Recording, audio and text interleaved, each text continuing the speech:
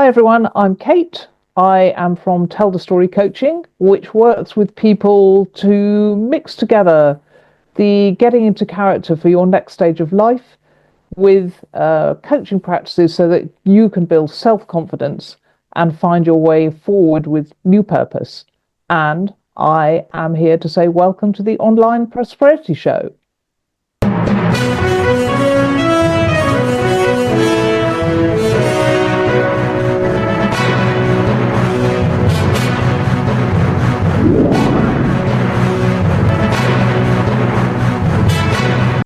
Now, welcome to yet another exciting episode of the Online Prosperity Show, your premier destination for exclusive insights into transformative journeys and personal growth. I'm your host, Prosper Tarubinga, and today we have a special guest whose story is as inspiring as it is enlightening. Now, Kate, how are you doing today?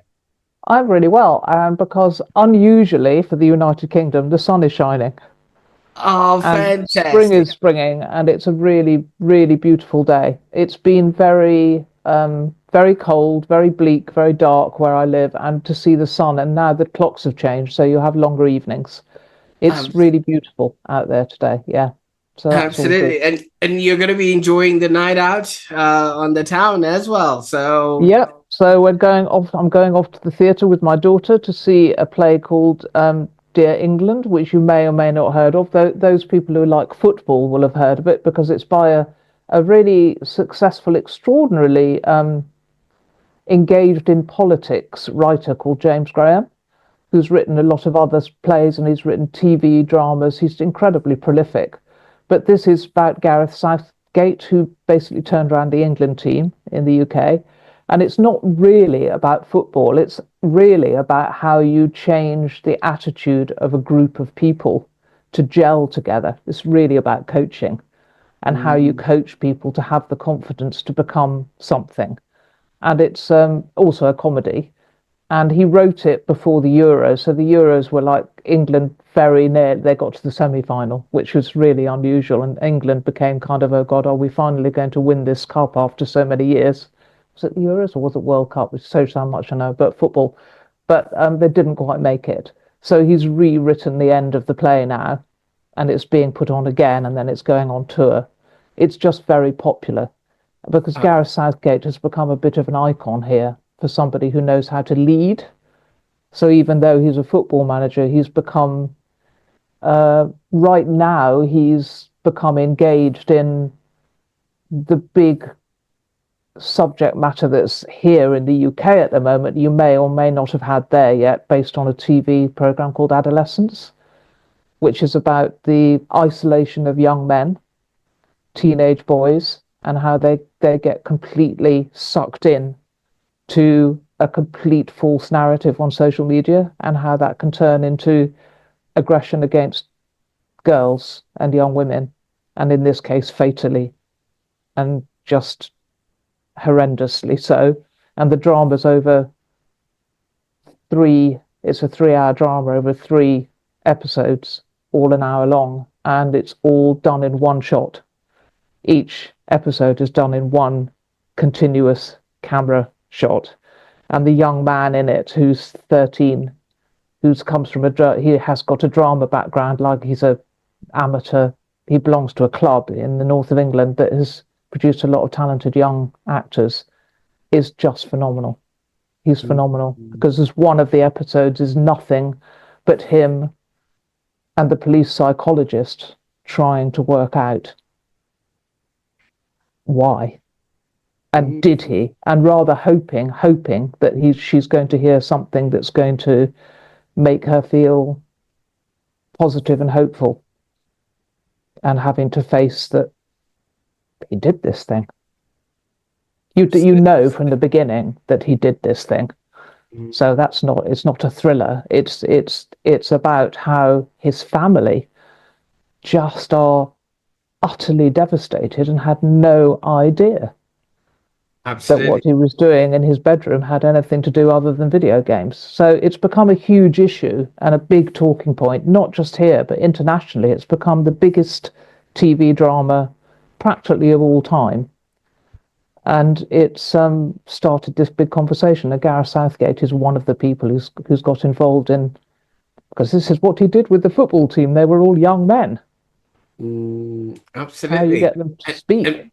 And for those that are watching and listening, you might be wondering, why is Kate so enamored and interested in the theatrics of this theater she's talking about? Well, Kate has a very long history, and her journey started with a rich background in theater, including roles in the National Theatre and the West End. And she has seamlessly transitioned into a transformational coach.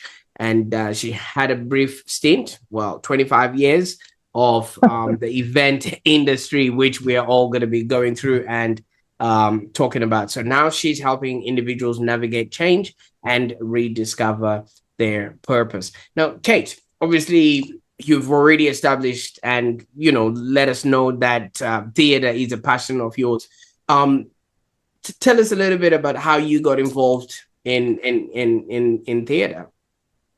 Well, I think I got involved because my family were involved. My dad was a theatre manager. It goes back to my grandfather, actually, who was an emigre from Poland at the very turn of the 20th century, and actually got involved in starting a theatre in Birmingham, which is kind of known as England's second city. It's quite a big city in the Midlands. And they bought a theatre as a business venture, really. And they ran that theatre together called the Alexandra Theatre, which is still there. And then because he was, my dad's mum died quite young. He was slightly solitary upbringing, I think. But both he and his brother became involved in the theatre because their dad was involved in the theatre. And so when my grandfather died, my uncle took over that theatre as the theatre manager, and my dad went into a different area of repertory theatre, which is more to do with, in those days, it was literally a different play every week. I mean, unbelievable that anybody managed to put on a different play every week. Whereas the Alexandra Theatre in Birmingham was basically more variety, light entertainment based. And both of them, my dad and my uncle, kept doing that all their lives, running these theatres. And my mum was an actress who worked for my dad after the war. And then my dad started this theatre, took over running a theatre in Salisbury in Wiltshire, which is in the south of England. And that's where I grew up. I grew up in this theatre, surrounded by actors, surrounded by storytelling. And it wasn't even a choice as to whether I would do it. It was just, there was never a question for me. And it wasn't to do so much with the work. It's to do with the energy these people bring. It's completely compulsive. And once you're in that adrenaline-filled world, you just can't leave it. And so one's constantly always looking for it. And I would say that's always been a part of my life, the adrenaline junkie fix. And one of the hardest things for me in transitioning to coaching is it's a different energy. And the energy for me is still the storytelling, because for me, coaching is all about a story, the story the person is telling you, and the story that they could be living, if they could see that it could be a different story. So to me, it's all about stories, but it's a very quiet, much more, I would say that the reason I like it is because it's the closest thing I can think of to being in a rehearsal room with an actor working out character. But when you're watching that happen in the rehearsal room, which is also a compelling thing to watch because they're creating something, but they're having to work out that backstory for themselves. They have to know, as the actor, they have to know internally everything about that person, how they got to today, what happened as a child, what were their parents like, what did they go through to bring them to this point. And they're not telling the audience necessarily verbally this, but they're showing them in the way that they behave, the way they move. Everything about them informs this story. And when you're coaching, you're doing the opposite. You're pulling it out instead of putting it in. But it's the same process of subtext. And so Absolutely. the two things to me are utterly related. And so it's still my world. It's taken me quite a while in coaching to realize this, because when you learn, you're taught how to coach, or you're taught the basics. My course was a very holistic course called Transformational Coaching for Change. And so it would pull on all of the coaching, methodologies like cognitive behavior and transaction analysis, but it wouldn't necessarily tell you that's exactly what you were doing. They would call it, this is all about transactions, or this is all about cognition. And you just make sure that that was included in how you have a conversation with somebody. So it wasn't about you stick to this methodology. It's a person is a holistic person, and you're just literally, what I find when I'm coaching is you're just responding, and a lot of it is instinct. And I wouldn't even think until after I'd spoken to someone for an hour, I wonder if I was doing cognitive behavior. I wonder if I was doing transaction. I don't know quite what that was, Yeah, because yeah. you're not thinking.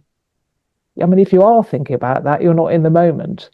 And I Mm, think when you first start to coach, it's quite difficult because you're having to remember these touch points.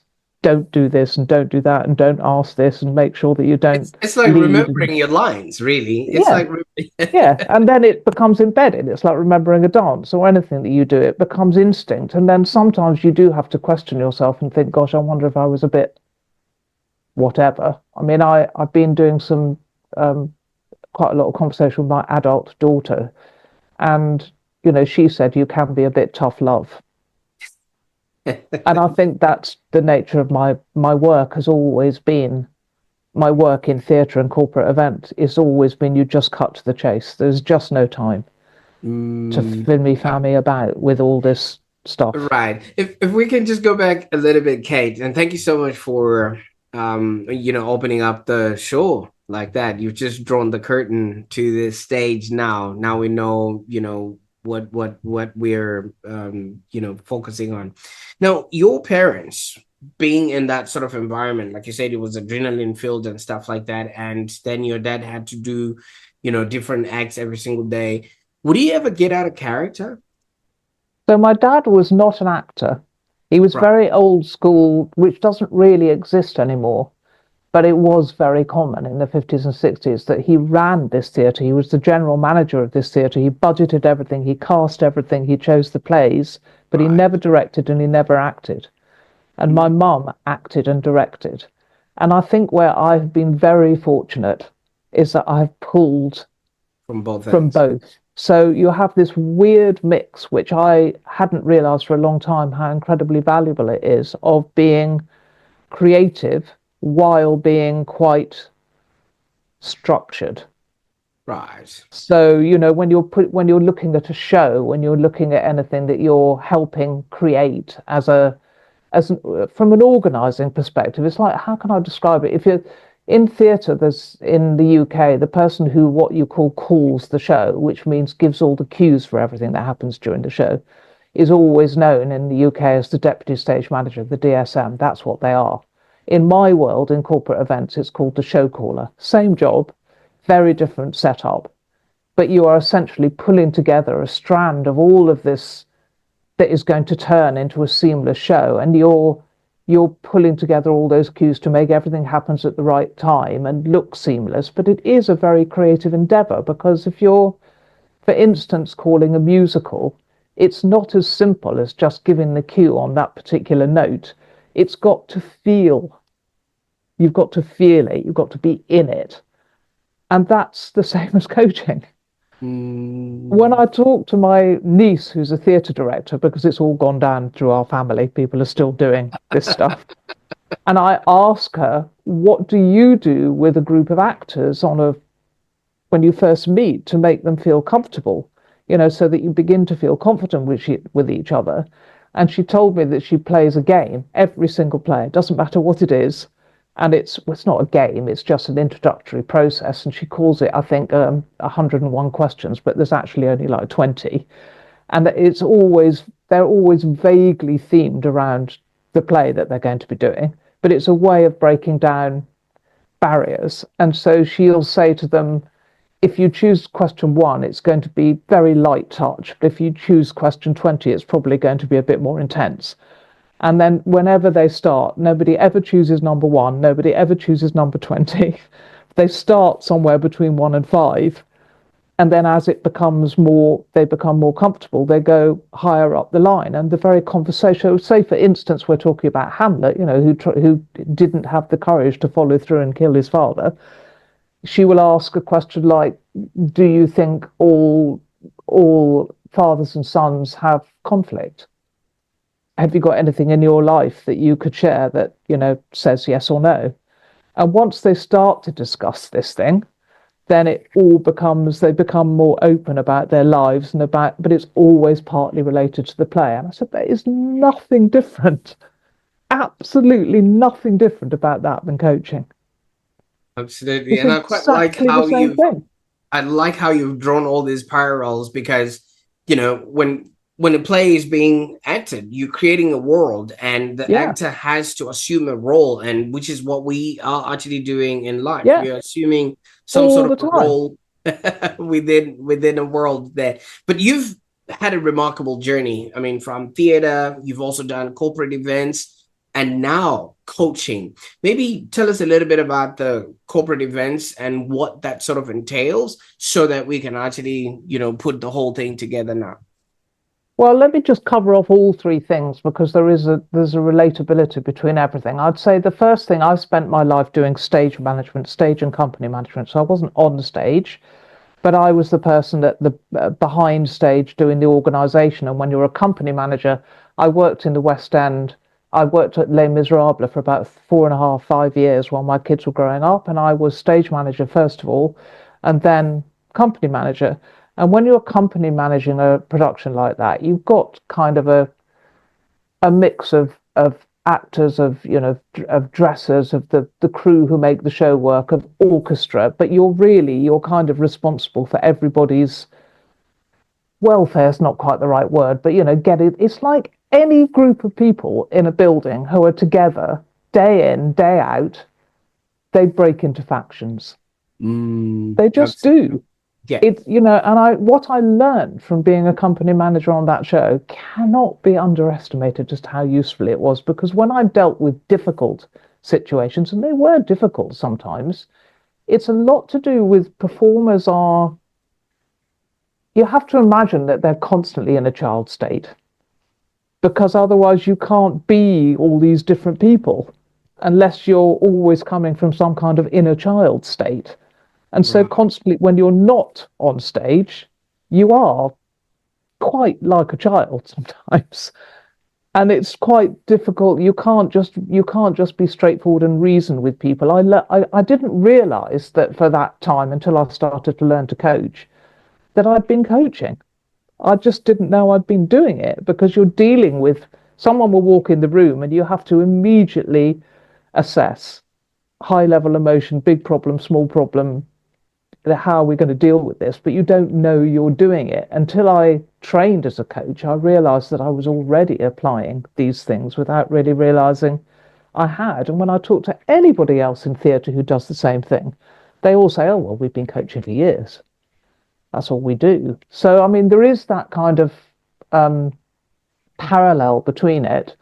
But the thing that you get in theatre that you don't get in corporate events is you get this there's a compact between theatre and audience that we are all agreeing on this particular night and this particular place, we are in this story together. You're telling me a story about 18th century France and I'm going with you.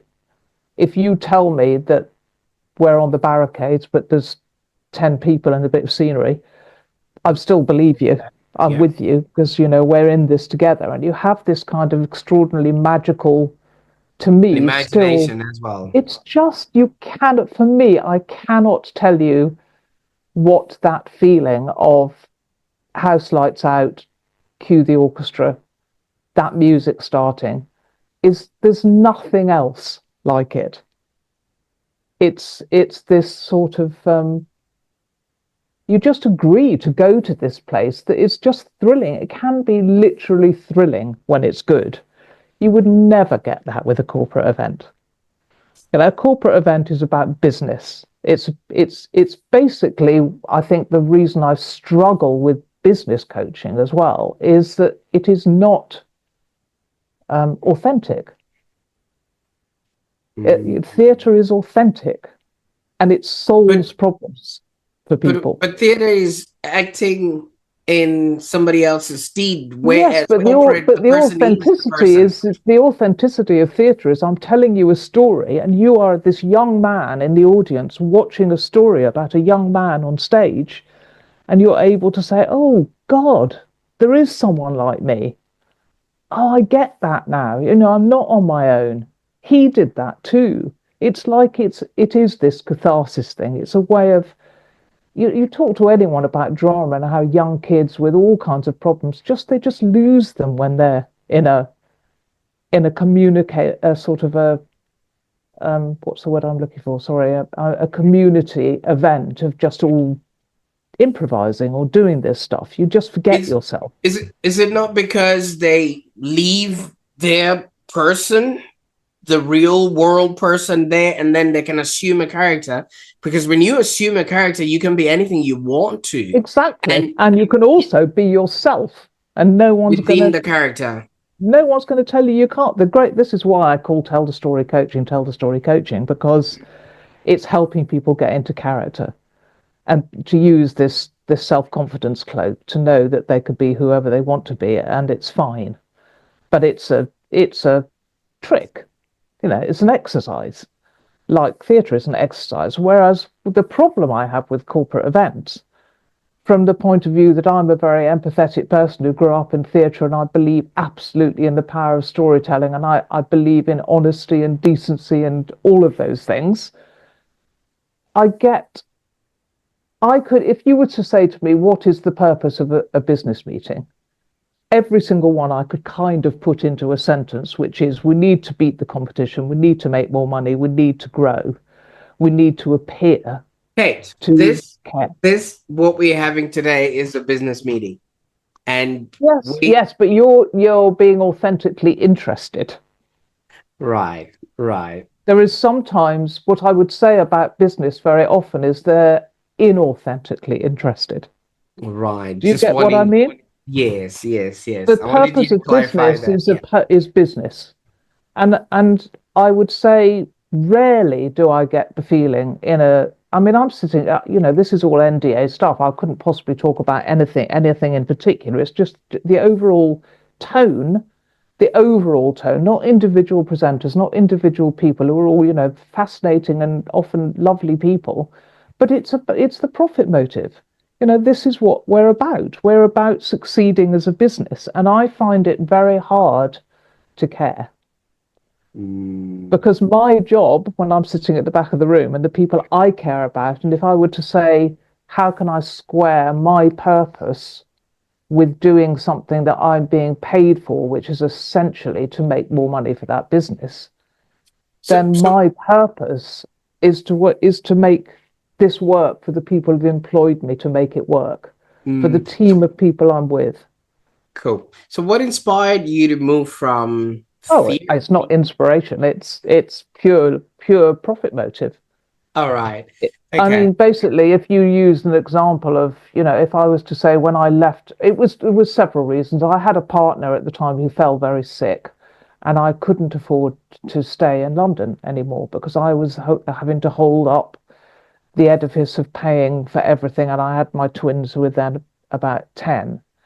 And really, I had to leave London in order to be able to manage. And I'd already started to work a little bit in corporate events, freelancing. And so I just took the plunge and thought, well, I can't be in London, so I'll have to do this instead. And if I was to say, and this is still an averagely probably correct, that in 3 days of corporate event work, I could earn what I would earn in a week in theatre. And probably a lot of the time it's a lot easier, not always, but it's intense and it's done. Theatre, it never leaves you. I mean, you're every day, all day, there's something, there's some issue, and there's just a lot. With what I do in corporate events, it's a specialist job. I turn up, I get briefed, I deliver the show, I walk away. There's no forerunner to it, there's no post production to it. It's just, you have a niche job, we need you to do this job. I don't have to care about the business. I don't have to care about whether they sell more cars as a result. What I care about is, have I delivered a good job for the people who've employed me to do the good job? Has it looked good? Have we made the show work? And have I done my job to the best of my ability and been perfectly polite and pulled everything together for everybody in a way that that's what they want me to do?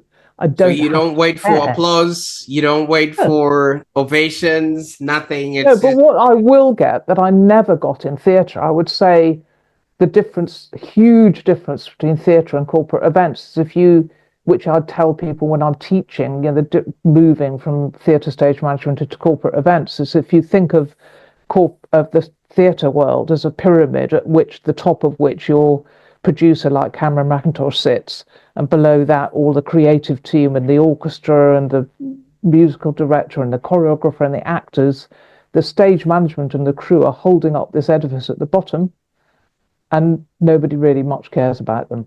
They're just like, you're a bit of a amanuensis, if you like. You're there to make the thing work. The difference between a director saying to an actor, oh yes, of course, let's go off and have a conversation because I can see you're struggling, they would say to a stage manager, I don't really care, just make it work.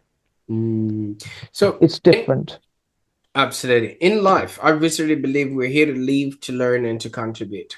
And obviously, the whole living aspect you have done, you were telling me tells about the beautiful place that you're living in now. And learning, there's a lot of learning that would have happened 25 years in corporate events and things like that. And now your contribution is now in the coaching realm, helping other people be, do, and have a happier existence. Now, how have all these skills translated into your now coaching practice? They've translated because I realized after doing quite a lot, I don't know how much coaching I've done now, 250, 300 hours, something like that I suddenly realized in the middle of coaching someone that if I could say to them, look, imagine you're the interval of your play. This is your play. You're the main character in your play. You've arrived at the interval and you're not really particularly happy about some of the stuff that happened in Act One. Do you know how you want this play to end? Do you know what you want to happen in Act Two? If we look at working out why you've arrived at today, what's brought you here, this is the most important fundamental part of the coaching process to me, is for someone to step into their shoes and learn to be kind to themselves, and learn to also not discount all the things they've done to get to where they are today. Because I had a happy childhood, I was rather staggered when I started my coaching training of how many people really hadn't, and how profoundly that had affected their life now, even though it might be that their mother or father or whoever died 15 years ago. Somewhere they're It still trying to lingers, please yeah, it them. does, yeah, It's yeah. still there. And I hadn't really quite taken on board how huge childhood is. And then I started to look at it in my own life and think, and my daughter said to me, why is it you always assume that Ben, my son, her twin brother, is always right when you have conversations about things? And I thought, do I? And then I thought, God, because he's like my dad. I just hadn't seen how like my dad he is and how I can respond to him. Because my dad was slightly remote and everybody thought he was amazing. Very well respected. They were a very well respected family, but he was slightly remote, and I was slightly not as comfortable as with my mum. And that sticks with you, but you don't quite realize that it's there. And once I realized that, then I realized how important it was in coaching for everybody else to realize that. Because what they tend to do is, very often, if they've had a difficult childhood, they're still blaming themselves. in some way for a relationship between their parents when it was probably their parents' inability to be anything that they were. We're not saying to you, blame your mother or blame your father. They were doing their best under the circumstances. Like they say in NLP, people do the best they can with the circumstances they're given. I think But don't blame yourself. I think you've already stated, Kate.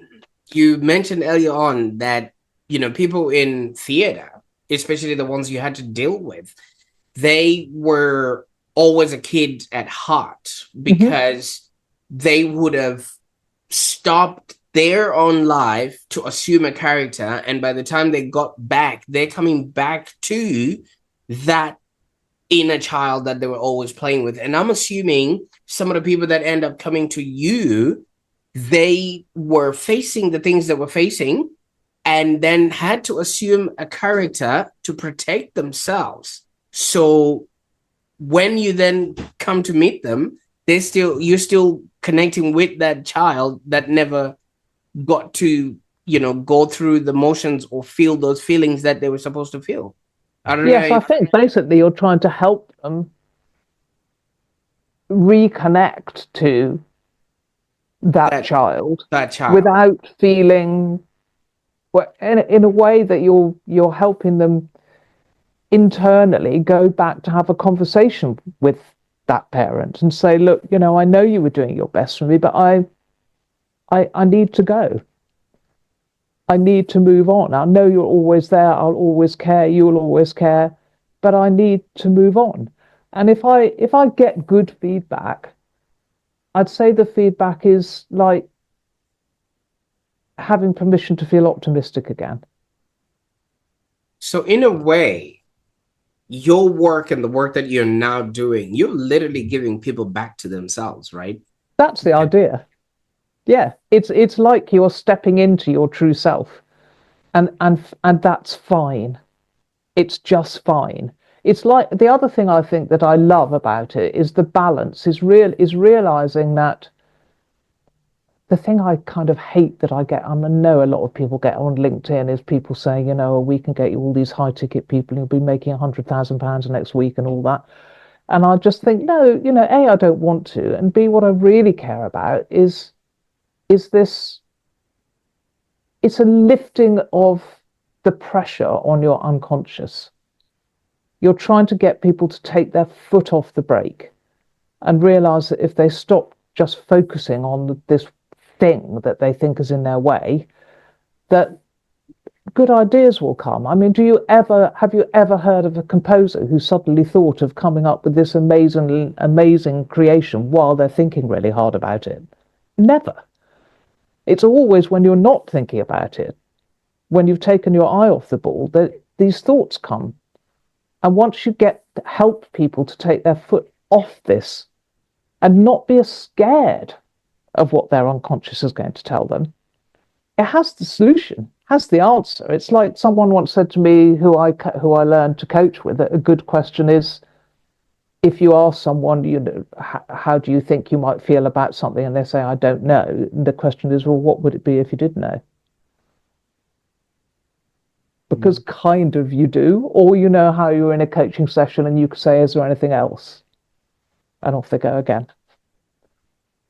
And you could say, if there's anything else, another 30 times, and they'd still be going off again. So there's a lot of stuff there. And I think it's the fear. Fear is the killer of everything. Wow. And so many people stop in their tracks because they've never had somebody to sit down with them and maybe show them that fear is just false evidence appearing real. False evidence appearing real. I always forget that one. Yeah. And it is. And it's because you choose. The other thing that I think that is the tough love part is that when someone will say something to you like, well, I don't want to be like this, and you'd say, well, you do, because you're choosing to be. I'm not choosing to be. If you weren't choosing to be, this wouldn't be here. There's a choice that's going on that you're not quite aware of, and I just wonder why. And really, that's what I mean about the relationship between theatre and coaching, is that everything is about subtext. Everything. Theatre is about subtext. Coaching is about subtext. It's like, yeah, it's a very simple thing to say, I know what I should do. Yeah, well, what should and who says should? Who's saying you should? And Now, then yeah. you're beginning to think the next thing underneath, and then the next thing underneath, and the next, and there is never a bottom to this because life changes all the time. But what I find, so maybe I'm very fortunate because of my background and how I've inhabited these two people and had inhabited my life of the excitement and the calm, is just being, Mm, is no, incredibly peaceful. absolutely. Now you've got a course, and it's called Own Your Life Coaching in 3X. And it does suggest, in and of itself, a theatrical approach to personal development. Could you maybe elaborate on this methodology and how it Well, actually I works for made the people? course purely kind of as a way of talking it out, if you like. But if I was to do an entire coaching program with people, it is based on three acts. Your first act is how did you get to today? Your Mm, second act is, well, you're living in this now. Where do you think you might like to go with Act Two? And Act Three is, okay, so how are we doing it? And that absolutely. in really simple terms. But the Act One part of how did you get to today and who really are you? Who really, really are you? Is the most important part because the coaching, the conversation is a tiny part of the process. The real process is the work the person does in between these sessions of I the love. exploration and the thinking and the discovering and the accepting and the it's fine to be. It's absolutely fine. Whatever you think is fine. Just notice it. You're not judging anything. You're just noticing things, and then Absolutely.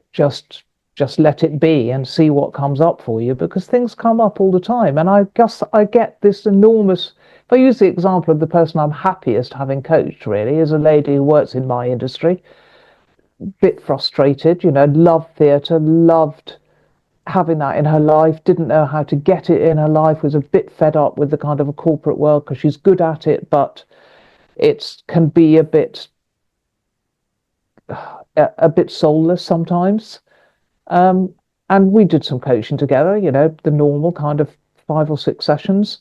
And now she's able to use the work that she does in the corporate event industry to underpin what she's moved on to do alongside, which is working in a national youth music theatre for children and helping them with their sponsorship and their work. So she's got both.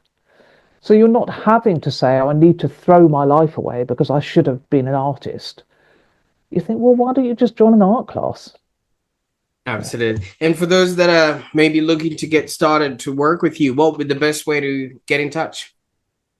Best way to get in touch is just to go on tellthestorycoaching.com, which is my website, or just literally just look me up. You're going to find me everywhere on Google because I do lots of different things.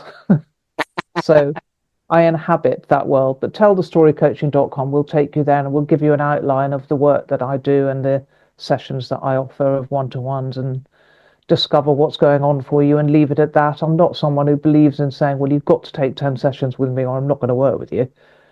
It's just the whole process that I really enjoy. Absolutely. And I can't thank you enough, Kate, for the time that we spent on the call today. But obviously, it does seem like you're only just getting started. What's next? Literally just getting started.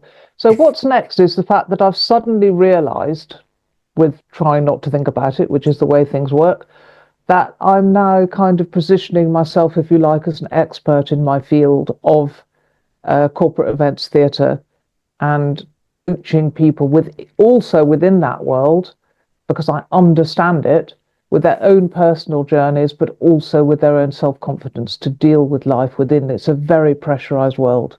And when you're a young person dealing with high-end clients, it's sometimes very, very difficult to maintain that sense of self-confidence. So my greatest kind of progress of work is helping people get into character, You get into the most useful character, you inhabit the character, and that's your place of power. And you've got a confidence cloak around you so that people can't touch you. You're in character. It's you, but it's not you. That's the best way I could describe it. Love it. I love it. Now, I've always wondered, Kate, when people are in theater or during a play, they always say break a leg. What does that actually mean? I absolutely have no idea. I do know. Well, I do. I must look that up. I don't. I keep knowing, forgetting why the green room's called the green room. What I do know, though, is that it's very bad luck to whistle backstage in a theatre, and the Ah, reason for that is because in the old days, when they had hemp flying ropes, so ropes that you pull the scenery with, that the people who did that were sailors, and sailors used to take their cues on board ship from whistles. all So you right. should never whistle in case somebody drops a piece of scenery on your head unexpectedly. I'm going to have to Absolutely. look up break a leg now. Absolutely. Well, thank you so much, for sharing your insights and, your journey with us. And for those that are watching right now, if Kate's journey resonates with you and you're seeking guidance through maybe life transitions, or just trying to figure out life as a whole or the theater of life, reach out to her at Tell the Story Coaching. I will be putting the links in the show notes. And as you have noticed, her unique blend of theatrical experience and coaching expertise really offers a transformative approach to personal growth. Okay. And yeah, Kate, thank you once again. This has been phenomenal. Like I said, this is the first time I've spoken to somebody who's done theater events and now coaching. So it just speaks to the volume of the quality guests that we have on the Online Prosperity Show. So thank you so much for gracing us with You're your welcome. It's been a pleasure. Thank you very much. absolutely. And for those that are watching, stay tuned because we are going to be giving you more insights and more transformation journeys here on the Online Prosperity Show. So don't forget to subscribe for more insightful content that obviously might help you lead to and have a happier existence. Until next time, bye for now.